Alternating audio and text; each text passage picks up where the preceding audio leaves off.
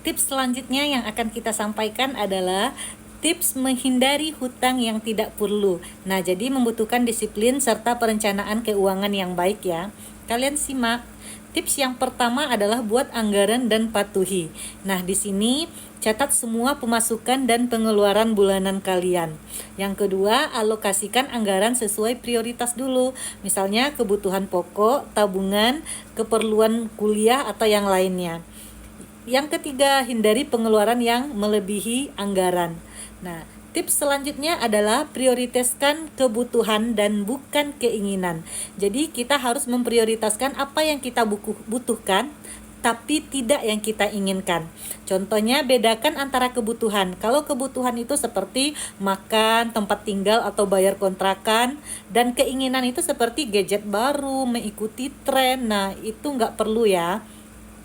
Tunda pembelian barang yang tidak mendesak. Tips selanjutnya adalah gunakan uang tunai. Jadi di sini membayar dengan uang tunai membantu kita lebih sadar akan pengeluaran dibandingkan kartu kredit atau cicilan. Jadi kalau kita pakai kartu kredit kadang kita sering kebablasan, ternyata udah banyak banget pengeluaran kita gitu. Nah, tips selanjutnya adalah hindari cicilan yang tidak penting. Nah, jadi di sini jangan mengambil cicilan untuk barang yang nilainya cepat menyusut seperti gadget, handphone, atau motor mewah atau barang-barang mewah lainnya. Kemudian, pertimbangkan kembali apakah barang yang ingin dibeli ini benar-benar diperlukan atau enggak.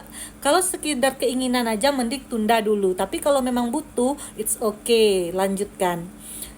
Tips selanjutnya adalah siapkan dana darurat.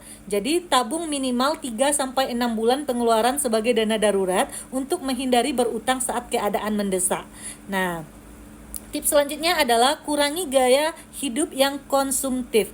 Jadi di sini jangan pernah mengikuti gaya orang lain. Nah, kita ya udah apa adanya dia pada diri kita aja gitu. Jangan ikuti gaya orang lain yang tidak konsumtif.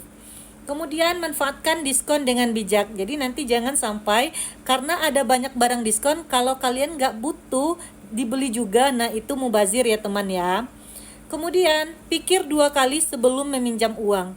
Nah, jadi sebelum kalian minjam uang, pikir dulu 2 kali. Apakah meminjam ini memang perlu atau enggak? Selanjutnya, hindari hutang untuk investasi yang tidak dipahami dan cari alternatif tambahan pasif lainnya. Nah, mungkin itu tips dari saya. Kalau kalian pengen dibikinkan tips apa, boleh tulis di kolom komentar. Sekian.